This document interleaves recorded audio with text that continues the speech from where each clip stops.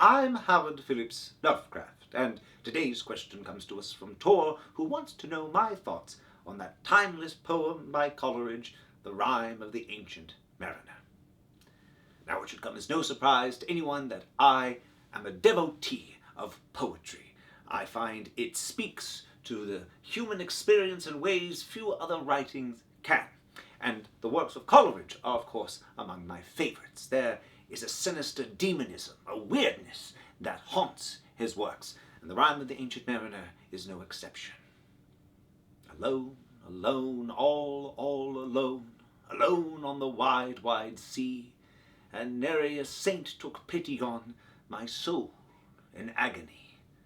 The many men so beautiful, and they all dead did lie, and 1,000,000 slimy things lived on, and so did I. Like all the best poems, the rhyme speaks to very specific images. We are haunted by these undead sailors, these charnel ships, these gyres and maelstroms that terrify and beguile, and yet the whole work speaks to something universal.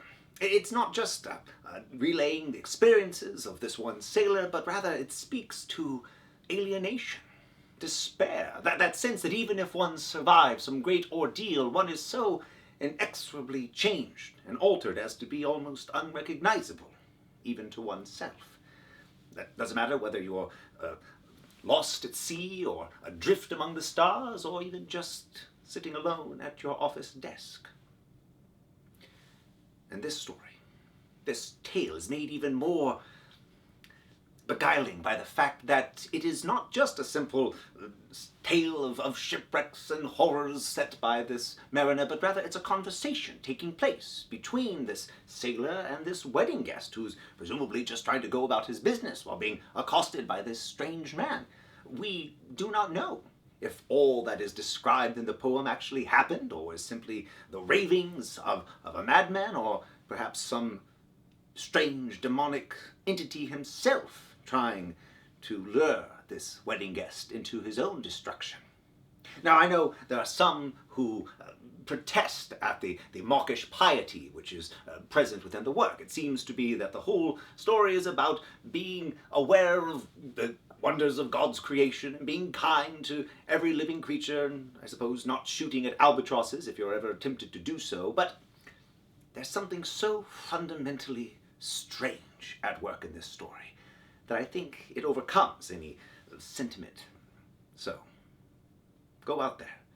Find poems like The Rime of the Ancient Mariner that speak not only to your soul, but to the world at large, the complexities in which we all find ourselves. And if poetry is not for you, and the world contains multitudes, so that might be the case, here, you might like this. This is a soft, squishy ball. There are no hard edges, no sharp corners, nothing to challenge your preconceived notions or to keep you up at night. You'll like this. Here you go. And for the rest of us who find ourselves summoned by poetry, like a ghost ship on the horizon, well, we have a far more dangerous journey ahead. But I'll be seeing you on those waves, fellow travelers. As always, I'm Howard Phillips Lovecraft. Thank you.